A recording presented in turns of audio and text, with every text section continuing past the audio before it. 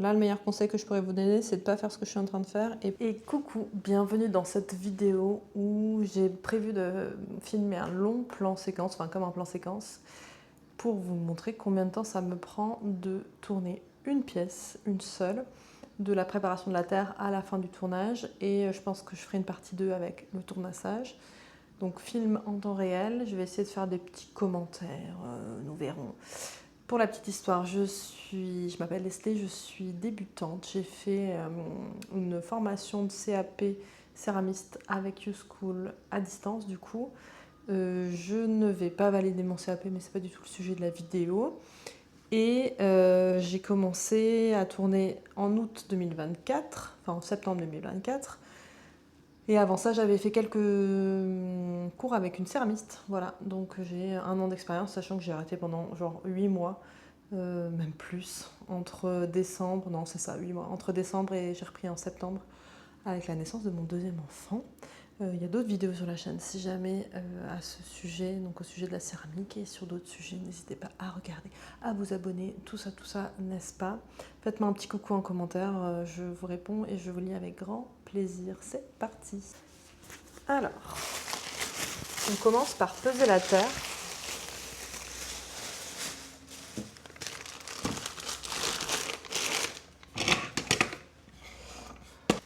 C'est de la faïence.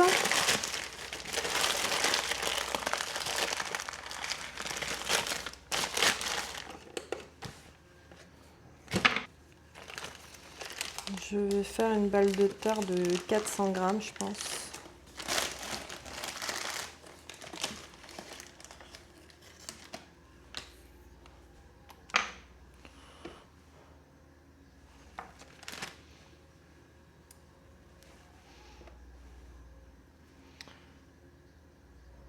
Allez, 450 grammes.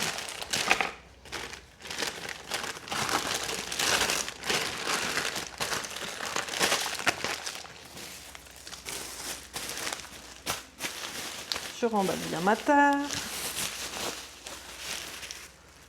Hop. J'ai plus besoin de ma balance.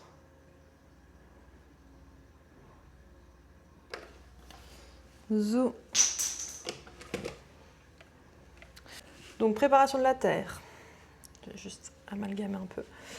Tête de bélier, donc j'ai les 2 mains parallèles, les pouces collés en haut et les doigts quasiment à la verticale. Je sais pas si on voit bien, je vais mettre comme ça, comme ça. Et vous devez donc battre la terre, ça dépend de la, enfin le nombre de fois, ça dépend de votre terre évidemment, de si elle est homogène, de votre technique de brassage de la terre, mais normalement entre 10 et 20 fois. Et on doit obtenir, je vais vous montrer, ce qui s'appelle une tête de bélier. Je vais battre encore un peu. J'ai la tête de bélier comme ça. Je remonte avec les doigts et j'appuie vers le bas. Je reprends la terre, je la remonte comme à la verticale, comme ça. Je mets les pouces et j'appuie. Et encore. Et encore. Et encore, et encore. Alors, je rappelle, je suis débutante, hein, donc mes conseils sont des conseils de débutante. Je ne suis pas céramiste, on va dire. Sachant qu'il n'y a pas vraiment de raison non plus de se la péter parce qu'on est céramiste ou quoi, mais bref. Enfin, de se la péter. Un débutant peut très bien faire des choses magnifiques. C'est un peu ça que je veux dire. Donc ensuite, on voit rien de ce que je fais évidemment. Je tape sur les cornes du bélier et j'obtiens une boule. On voit encore une sorte de S là, enfin ça fait le truc des cornes de la tête de bélier. Moi je tape ma balle de terre cette face en bas. Il y en a qui tapent la balle de terre cette face en bas.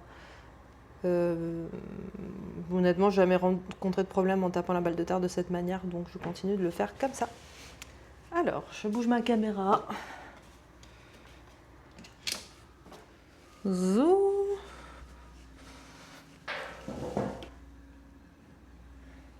Hop, hop, hop, hop, et hop. C'est droit. Donc j'ai préparé mon tour qui n'est toujours pas, aïe, toujours pas rehaussé. Qui n'est toujours pas rehaussé, c'est comme ça. En fait, j'ai été chercher des parpaings au magasin de bricolage l'autre jour, je n'en ai pas trouvé. Je passe un petit coup pour rehausser les pieds. Hein. Donc je sais que je ne suis pas assez haute. Je sais que je ne suis pas bien installée. Écoutez. Putain, mon éponge. Alors, je vais juste faire une pause, je vais aller laver correctement mon éponge. Voilà, c'est quand même mieux.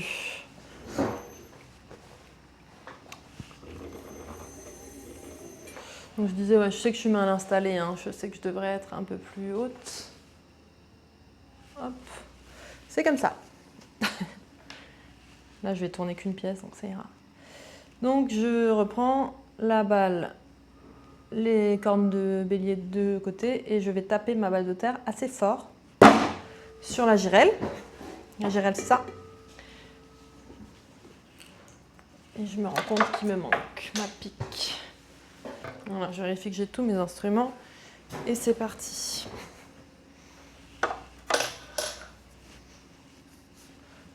J'humidifie mes mains. On commence avec un tour qui va aller vite, qui va tourner vite pour coller la terre, coller la balle de terre à la girelle. Donc je tourne vite, j'appuie et en même temps je mets un doigt contre la girelle, entre la balle de terre et la girelle pour coller la terre. Et shit, il me manque mon seau. Heureusement que j'ai vérifié si j'avais tout.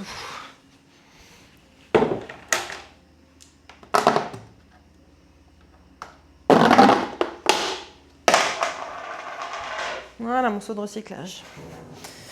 Hop.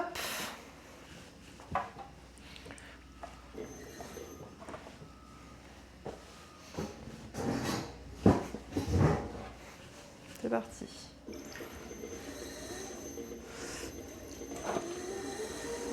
Ensuite, je fais une quille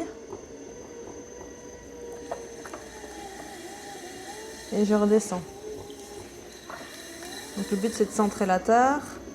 Là pareil, on fait tourner le tour assez vite pour profiter de la force centrifuge.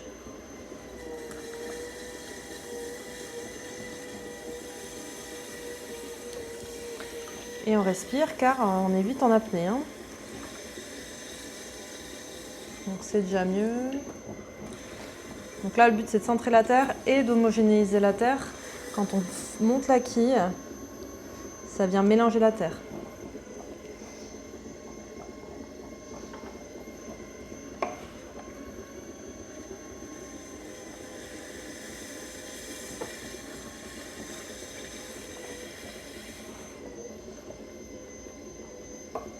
Je nettoie mes mains, j'aime pas trop avoir beaucoup de choses sur les mains, ça me perturbe un peu dans le tournage. Donc là je sens que je suis pas encore centrée.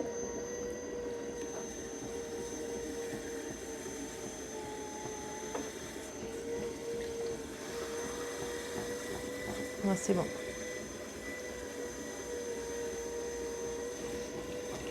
Donc le but de la vidéo c'est entre autres de faire comprendre pourquoi ça coûte si cher la céramique faite maison, en tout cas en tournage. D'ailleurs les autres techniques prennent aussi du temps, hein, il y a le coût du temps passé, la matière première, il y a plein de trucs quoi. Donc on ne comprend pas toujours pourquoi ça coûte si cher. Eh bien c'est le but d'aujourd'hui, c'est de vous dire pourquoi. Donc ensuite on va obtenir une motte de terre qu'on vient on va décider de la... Enfin, il faut déjà avoir décidé de la forme qu'on veut faire. Et en fonction de ça, on va faire une balle de terre. On va former une balle de terre qui est plus ou moins haute, plus ou moins large. Si vous voulez faire un mug, c'est ce que je vais essayer de faire aujourd'hui, bah, il faut une balle de terre qui est quand même... Enfin, il faut que le diamètre là ait le diamètre du mug. Donc là, c'est un peu beaucoup.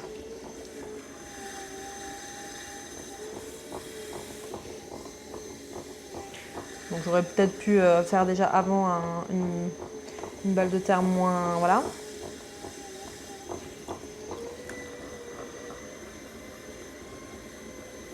Moins large, moins plate. Et je viens toujours humidifier là où je sens que ça accroche. Il se peut qu'il y ait vraiment des petites zones. Par exemple, là, ça accroche au milieu. Je viens réhumidifier pour que ce soit homogène sur l'humidité de la terre. Sinon, ça va accrocher mes doigts.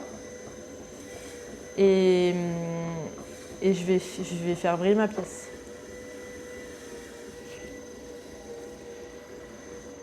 Les débutants ont tendance à mettre pas mal d'eau. C'est comme ça, c'est normal. Enfin, c'est souvent le cas. Et ça fait beaucoup de barbotines dans les bacs. Donc là, c'est pas mal. Si j'ai un mug, ouais, c'est un gros mug quand même. Hein. Je vais me rapprocher un tout petit peu encore. Voilà. Ok. Je vais quand même mesurer. Ça, c'est 50. Ouais, j'aimerais bien quand même mesurer pour pas faire n'importe quoi et si la forme me plaît, pouvoir reproduire la pièce. On va dire que je vais faire un prototype de mug. C'est la première fois que j'essaye de tourner des mugs dans le but de les garder. J'essuie juste mes mains. Donc, vous voyez par exemple, là je perds du temps à faire des trucs que potentiellement, une fois que tout roule, une fois que vous savez ce que vous faites, que vous avez fait vos prototypes, et ben vous n'avez plus besoin de perdre ce temps-là. Sauf que ce temps de création de collection ou de création de pièces, 8,5 cm fois 3 de haut. Sauf que ce temps-là, il compte aussi dans la création de la pièce. Vous ne sortez pas des pièces immédiatement. Donc il compte aussi dans le prix de la pièce. C'est la partie recherche et développement. On dirait que je suis énervée, hein. Pas du tout. Je suis très concentrée. On dirait que je suis énervée avec ce que je suis en train de faire. Pas du tout. Donc une fois que j'ai fait ce que je voulais faire là, je viens percer. Je me demande si... Vous pourriez pas gagner un petit peu à voir comme ça. Je viens percer. Donc là, je mets index, main droite, pouce, main gauche. Mais peu importe. Enfin, peu importe. Vous faites un peu comme vous voulez. Vous pouvez mettre les 2 pouces.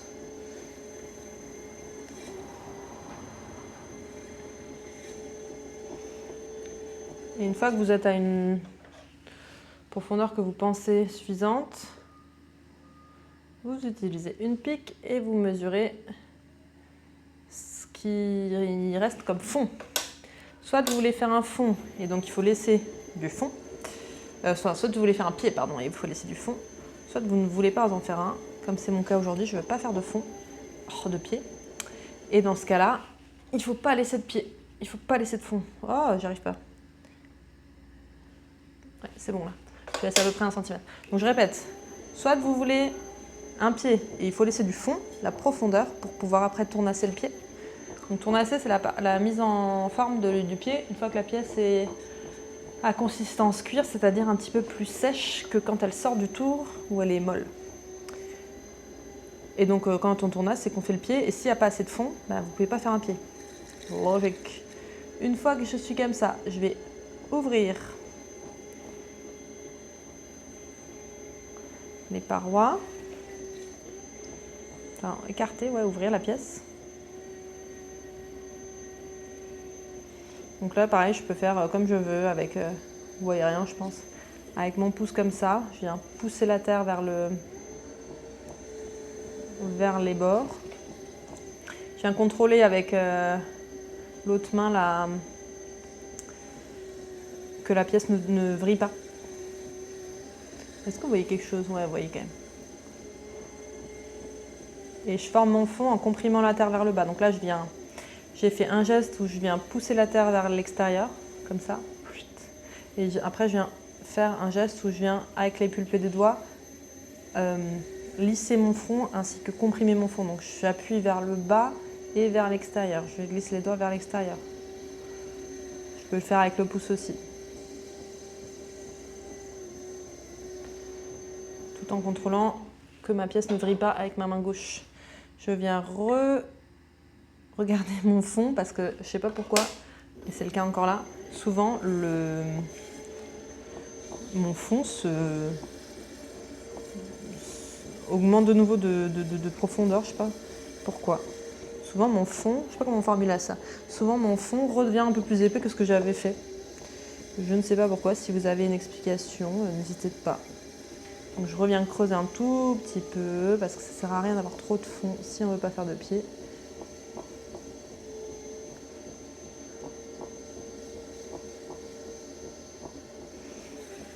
Et je viens juste resserrer mes parois avec les deux mains, tout bêtement.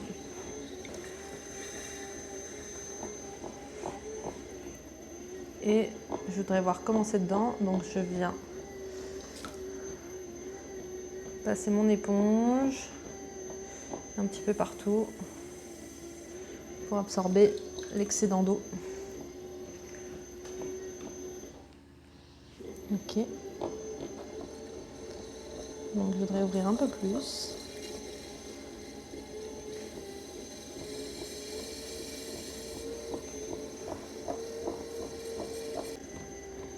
Ok, une fois que j'ai fait ça, donc la pièce a déjà monté un peu toute seule. Hein.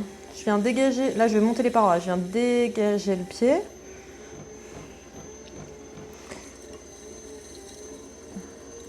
Je viens attraper la terre ici. Et je viens monter la terre. On monte à son rythme. On essaie de monter vers l'intérieur toujours. Surtout si vous voulez faire une pièce fermée. Et on essaie de monter de manière régulière, ce qui n'est pas le cas là. J'ai une partie qui est plus étroite, qui est plus fine. Ici. Bon, pareil, je recommence. Je viens dégager la terre et je viens monter la terre.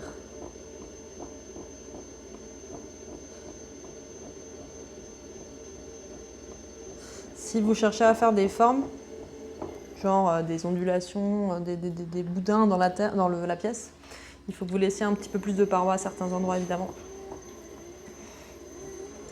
Donc là, j'ai la main comme ça, dedans, dehors, les doigts dedans. Et si je mets l'eau sur ma main ici, l'eau coule sur les parois, à l'intérieur, à l'extérieur.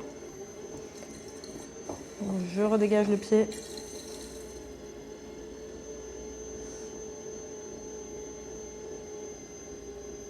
Bon, mon mug est minuscule. Je vais ouvrir un peu. C'est un petit mug. Je pense que j'aurais pu faire une base un tout petit peu plus large quand même. On va voir si je garde 8 cm à la fin. Je vais faire quelque chose de très simple. J'ai touché la paroi. Je vais faire quelque chose de très simple. Je vais faire quelque chose de droit, a priori. Je redégage. J'ai quasiment fini mes montées de terre.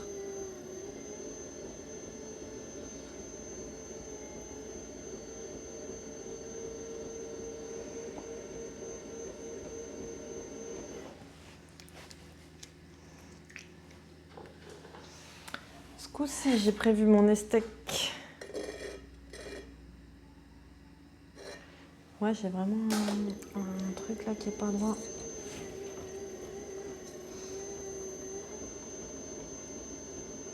Donc je rectifie ce que je peux.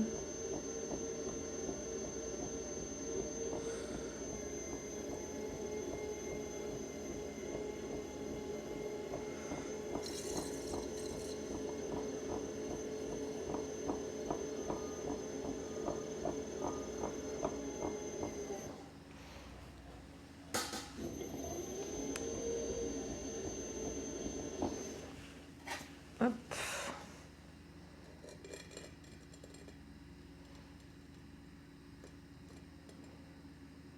c'est mieux, ça s'écarte un tout petit peu.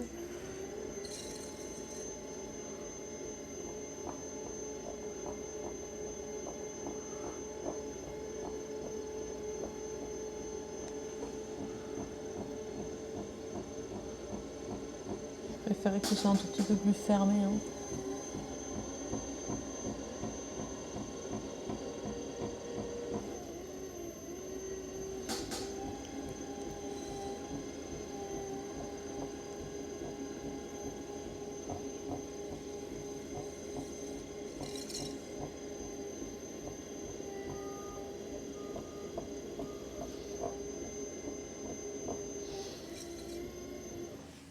Ok. C'est mieux. Je viens, avec mon éponge, absorber ce qui se trouve dans la pièce. Méfiance parce que les parois sont hautes et vous aurez vite fait de toucher votre pièce. Moi, je suis quelqu'un de très maladroit. Enfin, pas malade. Si je suis maladroite et surtout, j'essaie. En fait, c'est parce que j'essaie de faire vite. J'espère que vous entendez là, parce que mon micro se barre. Voilà. Une fois que j'ai fait ça, je vais prendre celle-ci quand même. Donc je viens. Bah non, je vais prendre celle-ci. Je viens enlever ce qui traîne en bas du pied. Ça me permettra aussi d'avancer plus vite sur le tournassage derrière. Je ferai un pied, je ferai un tournassage arrondi, je pense. Et je viens enlever l'excès de barbotine autour de la pièce. À cette étape, vous pouvez encore, enfin c'est même plein de gens font ça. À cette étape, vous pouvez clairement définir la forme de votre pièce. Par exemple, moi je voulais donc quelque chose de très droit là. Je peux tournasser, je peux utiliser mon esthèque comme une règle là. Pas une règle, mais un repère perpendiculaire pour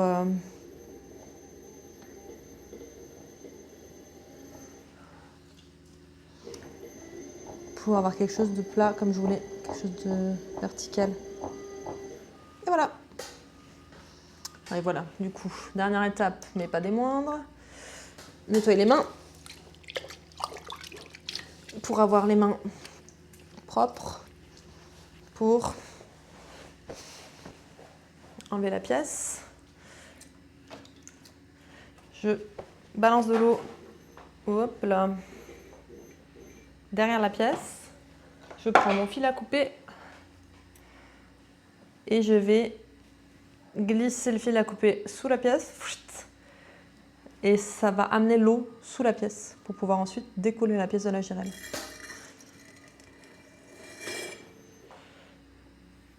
Je repasse une deuxième fois parce que par expérience, il faut le faire 2 fois pour que ce soit bien décollé. Et ensuite, voilà, la pièce glisse toute seule vers moi. Et autre moment délicat, et je viens la poser. Et c'est fini. Et voilà, zou. Si vous comptez le nettoyage, etc., on n'a pas fini. Alors, on a un bol. Ouais, j'ai dû rétrécir un tout petit peu ma balle. Il fait 7,5 de large, de diamètre, et 8 de haut. C'est pour ça qu'il paraît un peu bizarre, là. Pas mal. Et voilà, cette vidéo est finie. J'espère qu'elle aura pu vous aider. Donc je sais pas si j'ai fini ma phrase, mais dans le fait d'estimer le prix d'une pièce et de savoir si c'est un bon prix ou pas pour vendre ou quand on achète à quelqu'un, il y a aussi le temps de nettoyage de tout l'atelier qui va être, on va dire, divisé par le nombre de pièces qu'on fait. Hein, parce que là, j'ai sorti tout pour faire une pièce, pour faire une vidéo. Parce qu'après, j'ai d'autres choses à faire, mais clairement, ça peut vite représenter quand même du temps. Et du temps qu'on travaille, quoi. Voilà. D'où les prix parfois qui paraissent un petit peu chers des pièces de céramique vendues dans les boutiques ou dans les marchés. Allez, c'est parti, je nettoie tout. Je vous dis à bientôt dans une prochaine vidéo. Ciao. Je me suis dit que c'était quand même un petit peu trop bête de ne pas inclure le tournassage parce qu'en fait c'est vraiment pas ça qui prend le plus de temps. Donc on enchaîne avec le tournassage de la pièce. J'ai tourné la pièce jeudi, je sais plus, on est lundi, jeudi je crois. On est lundi, la pièce est à consistance cuir, elle est peut-être un tout petit peu molle mais ça devrait le faire. Donc je vous montre comment elle est. Je peux vous donner aussi les dimensions du coup une fois un peu sèche. Donc il y a on appelle ça un retrait. La terre se retire légèrement. Je vais essayer de faire doucement. On est à 7,5 de hauteur, donc on a perdu un demi-centimètre et on a 7,5 de largeur. Ce qui est étrange car on avait 7,5 de largeur aussi. Écoutez, je ne saurais expliquer. J'y vais un peu à l'arrache, j'avoue, je suis en tenue de civil, comme on dit, mais pour le tournassage, c'est pas quelque chose qui est trop grave. Donc toujours pareil, on va faire en temps réel. Je vous montre comment je fais. Je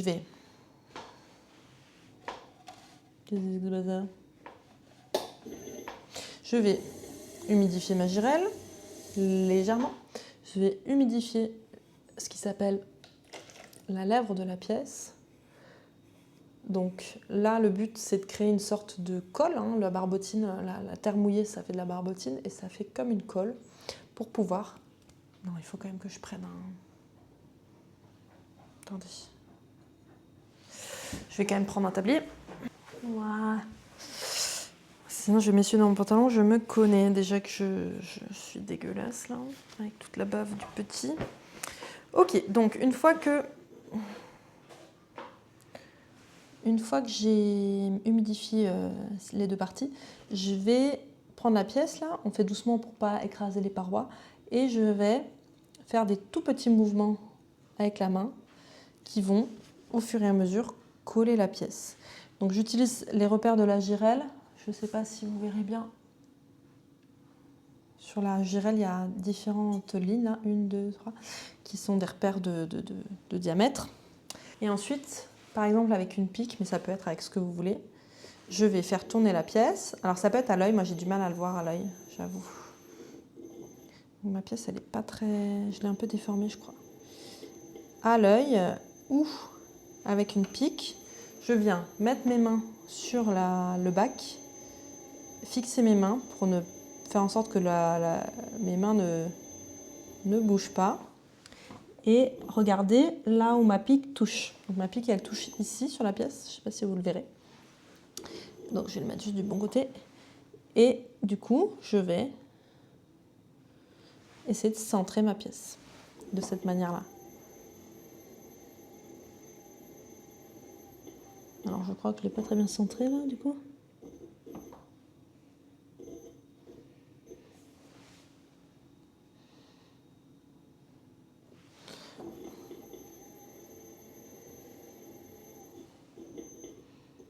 Donc tous ces traits là que je fais vont être cachés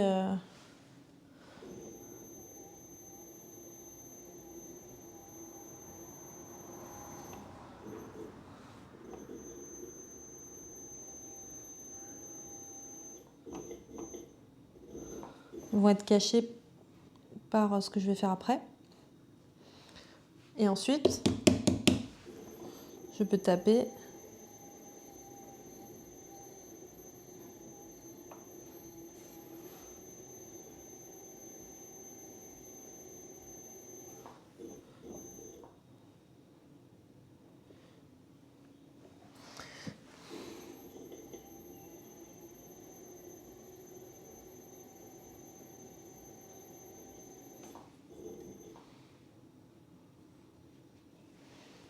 Il faut se méfier parce que je suis en train de déformer ma pièce. Bon, allez.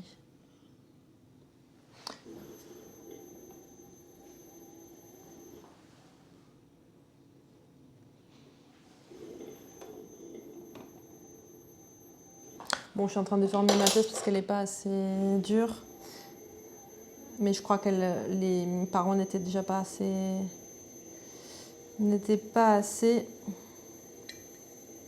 Enfin, danser un peu. Je crois que la terre dansait un peu.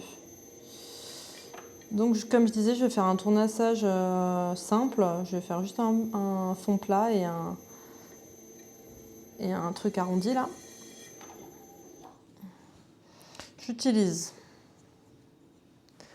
cet outil.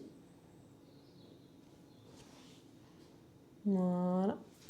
Et je vais enlever le superflu, ce que je ne veux pas. Voilà, puis c'est un peu molle encore pour faire ce que je veux.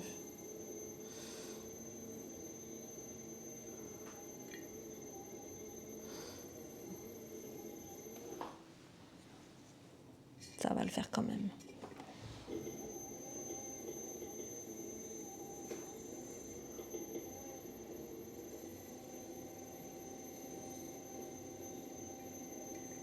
Pourquoi on centre la pièce? Sinon, on risque d'enlever de la terre là où il ne faut pas, quoi. Évidemment, la durée de tournage et de tournassage dépend de la complexité de la pièce et de la taille de la pièce. Ok, c'est déjà pas mal.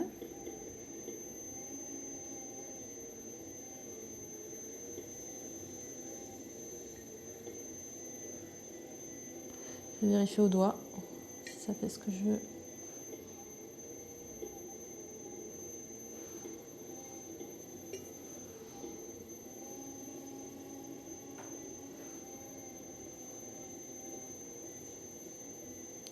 C'est la dernière étape avant la cuisson, la première cuisson, sachant que je n'ai pas de four et que je ne trouve toujours pas de personne chez qui cuire. Donc ça risque d'être un petit peu compliqué pour moi de faire des cuissons. Et je vais faire mon fond habituel, c'est-à-dire je fais toujours un fond un peu arrondi comme ça et une sorte de double fond. J'ai fait ça sur la première pièce que j'ai faite et puis du coup je le fais toujours depuis. On peut tourner un tout petit peu plus doucement.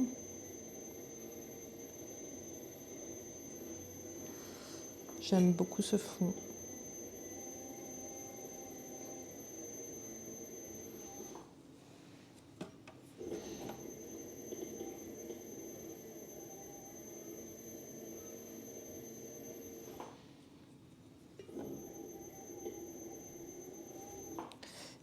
C'est très intuitif le tournassage, c'est vrai que là je donne pas trop de conseils, mais vous avez un outil que vous prenez avec votre main, vous calez bien votre autre main pour éviter que l'outil se fasse embarquer et vous posez l'outil sur la pièce, là où vous voulez. Et voilà, j'ai envie de dire.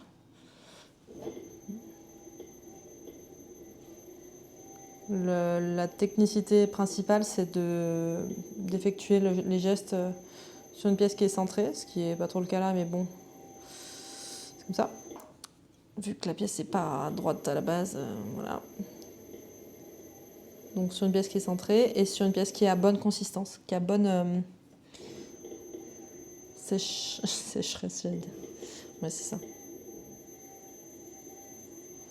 Ok. Voilà. C'est déjà fini. Et là, je vais pouvoir passer un coup d'éponge pour lisser, sachant qu'on peut encore intervenir sur la pièce. Une fois la pièce séchée, on peut encore la poncer. Donc je vais tout lisser, y compris sur le côté là où j'ai fait des traits.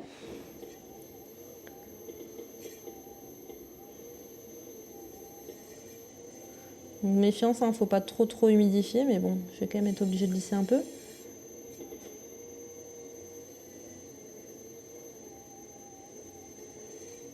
On ne voit pas ce que je fais, je pense. Je mets l'éponge comme ça et je laisse la terre tourner.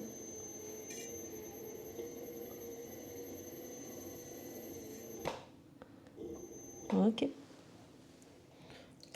Je nettoie mon éponge. Je sèche ma main. Et là, je vais tenter de décoller ma pièce. Ok. Donc là, je l'ai redéformée. Je vais Ouais, je l'ai pas mal déformée. Hein. C'est le risque quand on a la pièce un peu trop molle encore. L'avantage, c'est que je peux retravailler dessus légèrement. Là, le meilleur conseil que je pourrais vous donner, c'est de ne pas faire ce que je suis en train de faire et plutôt d'attendre que ça sèche un petit peu et de retravailler une fois que ça a un peu séché. Je vais quand même faire ce que je dis qu'il ne faut pas faire et je vais lisser ce que je peux là sur la lèvre que j'ai un peu déformée. La dernière fois que j'ai fait un tuto avec des conseils, j'ai foiré la pièce à la fin, c'était vraiment super. Super tuto, suivez bien ces conseils si vous voulez foirer votre pièce à la fin. En fait, j'ai tendance à me concentrer pas jusqu'à la fin. Comme plein de gens, je pense. Voilà. J'ai un petit caca là. Hop. Et ma pièce finie. Donc elle n'est pas encore sèche, hein, du coup. Voilà. Ce que ça donne. J'essaie de vous montrer correctement. Ok. Désolée pour le bruit. Dehors. J'essaie de faire doucement. Donc ce que je disais là, toutes les traces de doigts, on peut les rattraper un petit peu derrière. Oh, pardon. Toutes les traces de doigts, on peut les rattraper un petit peu derrière en ponçant la pièce, par exemple. Allez, c'est fini pour cette vidéo. Je vous dis à plus dans une prochaine vidéo. Ciao.